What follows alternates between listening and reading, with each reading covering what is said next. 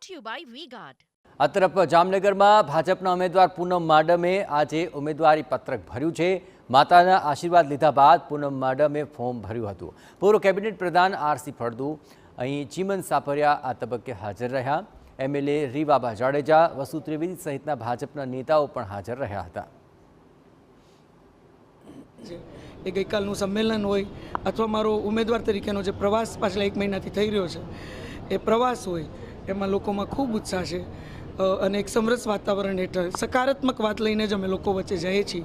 ત્યારે મને ખાતરી છે કે ભૂતકાળમાં પણ જે રીતે નાગરિકોના આશીર્વાદ મળ્યા છે, એમનો સહકાર મળ્યો છે, એમનો વિશ્વાસ મળ્યો છે, એ ફરીથી એક વખત મોદી સાહેબના નેતૃત્વમાં મજબૂતીથી એમની આ વિકસિત ભારતની પરિકલ્પનામાં સમગ્ર હાલાર એટલે જામનગર લોકસભા જંગી લીડથી બધા જ આખો પરિવાર સમરસ રીતે પોતાની નોંધ કરાવી અને જોડાશે એ વાતની મને ખાતરી છે।